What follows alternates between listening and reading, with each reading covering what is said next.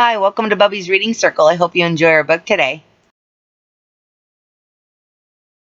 Well, hello, Danny. Would you like to read a book? Today's book, read by Aunt Deb, for all the grandbabies when we can't be there to read to you in person. Little Soul and the Sun, a children's parable, adapted from Conversations with God by Neil Donald Walsh, illustrated by Frank Riccio. To my future grandchildren, should there be any, and to every little soul awaiting birth, you are our blessing and our hope, our innocence and our joy, our promise and our evidence of God's unending love. Once upon no time, there was a little soul who said to God, "I know what I am." And God said, "That's wonderful. Who are you?" And the little soul shouted, "I'm the light." God smiled a big smile. "That's right," God exclaimed. "You are the light." The little soul was so happy, for it had figured out what all the souls in the kingdom were there to figure out. "Wow," said the little soul, "this is really cool." But soon, knowing who it was not enough. The little soul felt stirrings inside, and now wanted to be who it was. And so the little soul went back to God, which is not a bad idea for all souls who want to be who they really are, and said, "Hi, God. Now that I know who I am, is it okay for me to be it?" And God said, "You mean you want to be who you already are?" "Well," replied the little soul, "it's one thing to know who I am, and another thing altogether to actually be it. I want to feel what it's like to be the light." "But you already are the light," God repeated, smiling again. "Yes, but I want to see what that feels like," cried the little soul. "Well," said God with a chuckle, "I suppose I should have known. You always were the adventuresome one." Then God's expression changed. "There's only one thing." "What?" asked the little soul. "Well, there is nothing else but the light. You see, I created nothing but what you are. And so, there is no easy way for you to experience yourself as who you are, since there is nothing that you are not." "Huh?" said the little soul, who was now a little confused. "Think of it this way," said God. "You are like a candle in the sun. Oh, you're there all right, along with a million, cajillion other candles who make up the sun, and the sun would not be the sun without you. Nay, it would be a sun without one of its candles, and that would not be the sun at all, for it would not shine as brightly. Yet, how to know yourself as the light when you are amidst the light, that is the question." "Well," the little soul perked up, "you're God. Think of something." Once more God smiled. "I already have," God said.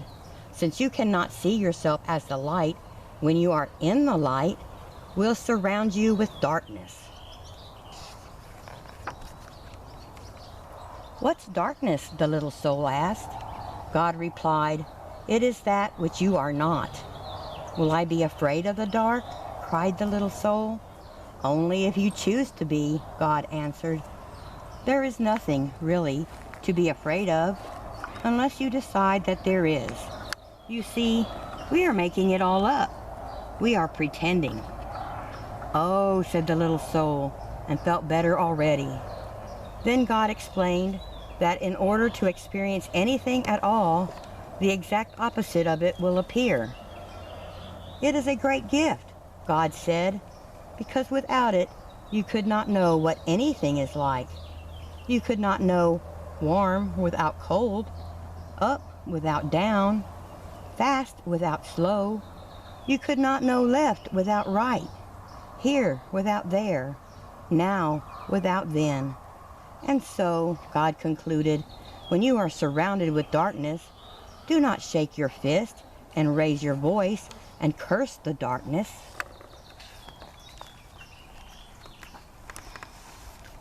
Rather be a light unto the darkness, and don't be mad about it. Then you will know who you really are, and all others will know too. Let your light shine so that everyone will know how special you are.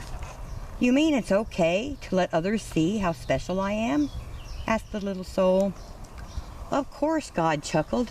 It's very okay. But remember, special does not mean better.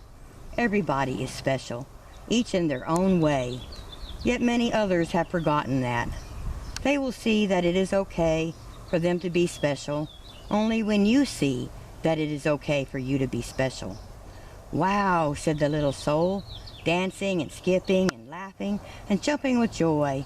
I can be as special as I want to be. Yes, and you can start right now, said God, who was dancing and skipping and laughing right along with the little soul.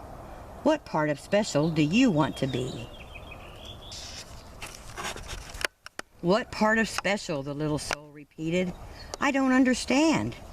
Well, God explained, being the light is being special, and being special has lots of parts to it. It is special to be kind. It is special to be gentle. It is special to be creative. It is special to be patient. Can you think of any other ways it is too special to be? The little soul sat quietly for a moment. I can think of lots of ways to be special, the little soul then exclaimed. It is special to be helpful. It is special to be sharing. It is special to be friendly. It is special to be considerate of others. Yes, God agreed, and you can be all of those things, or any part of special you wish to be, at any moment. That's what it means to be the light. I know what I want to be. I know what I want to be, the little soul announced with great excitement. I want to be the part of special called forgiving. Isn't it special to be forgiving? Oh yes, God assured the little soul. That is very special. Okay, said the little soul. That's what I want to be. I want to be forgiving. I want to experience myself as that.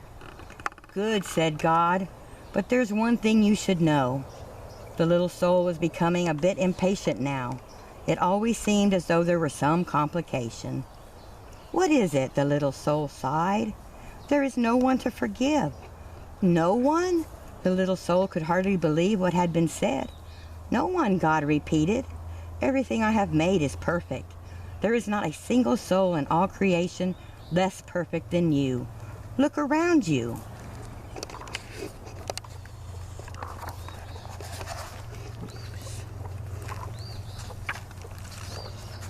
It was then that the little soul realized a large crowd had gathered. Souls had come from far and wide, from all over the kingdom, for the word had gone forth that the little soul was having this extraordinary conversation with God, and everyone wanted to hear what they were saying. Looking at the countless other souls gathered there, the little soul had to agree. None appeared less wonderful, less magnificent, or less perfect than the little soul itself. Such was the wonder of the souls gathered around, and so bright was their light that the little soul could scarcely gaze upon them. Who, then, to forgive? Asked God. Boy, this is going to be no fun at all, grumbled the little soul. I wanted to experience myself as one who forgives. I wanted to know what that part of special felt like. And the little soul learned what it must feel like to be sad. But just then, a friendly soul stepped forward from the crowd. Not to worry, little soul, the friendly soul said. I will help you. You will? The little soul brightened. But what can you do? Why, I can give you someone to forgive. You can? Certainly, chirped the friendly soul. I can come into your next lifetime and do something for you to forgive. But why? Why would you do that? The little soul asked. You who are a being of such utter perfection. You, who vibrate with such a speed that it creates a light so bright that I can hardly gaze upon you. What could cause you to want to slow down your vibration to such a speed that your bright light would become dark and dense? What could cause you, who are so light that you dance upon the stars and move throughout the kingdom with the speed of your thought, to come into my life and make yourself so heavy that you could do this bad thing? Simple, the friendly soul said. I would do it because I love you.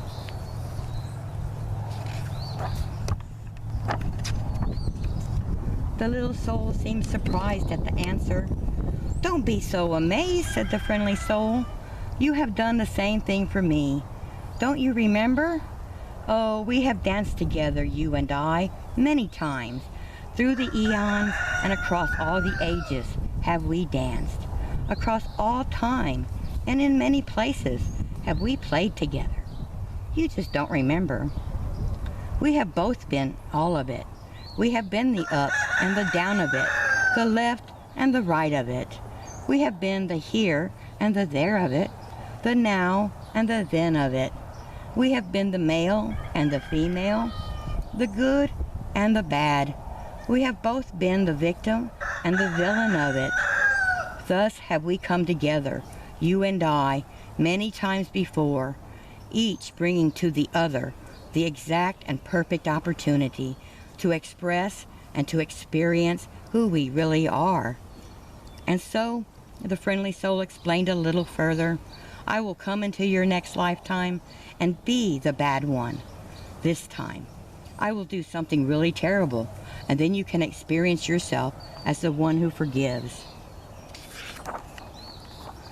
But what will you do? The little soul asked, just a little nervously.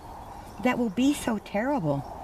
Oh, replied the friendly soul with a twinkle, we'll think of something. Then the friendly soul seemed to turn serious and said in a quiet voice, you are right about one thing, you know. What is that? The little soul wanted to know. I will have to slow down my vibration and become very heavy to do this not so nice thing. I will have to pretend to be something very unlike myself. And so I have but one favor to ask of you in return. Oh, anything, anything, cried the little soul, and began to dance and sing. I get to be forgiving. I get to be forgiving. Then the little soul saw that the friendly soul was remaining very quiet. What is it? The little soul asked. What can I do for you? You are such an angel to be willing to do this for me.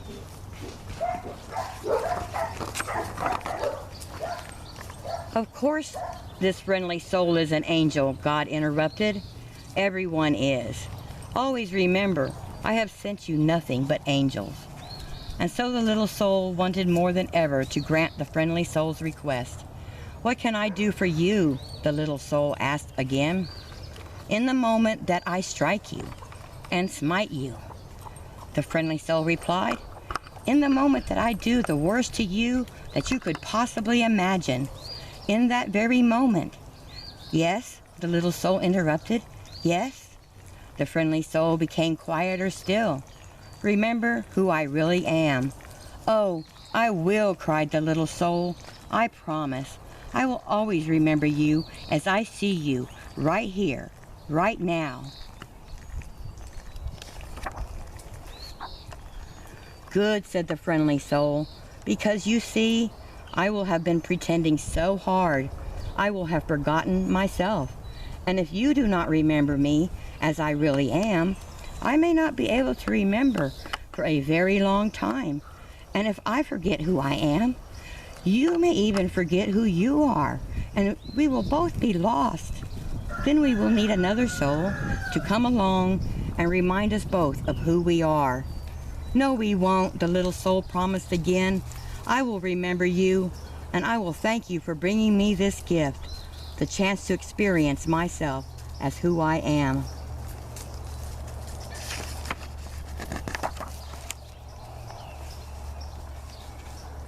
And so the agreement was made, and the little soul went forth into a new lifetime, excited to be the light, which was very special, and excited to be that part of special called forgiveness. And the little soul waited anxiously to be able to experience itself as forgiveness and to thank whatever other soul made it possible. And at all the moments in that new lifetime, whenever a new soul appeared on the scene, whether that new soul brought joy or sadness, and especially if it brought sadness, the little soul thought of what God had said. Always remember, God smiled, I have sent you nothing But angels. the end. Well, that. Come join us again tomorrow for another story from Bubby's Barnyard.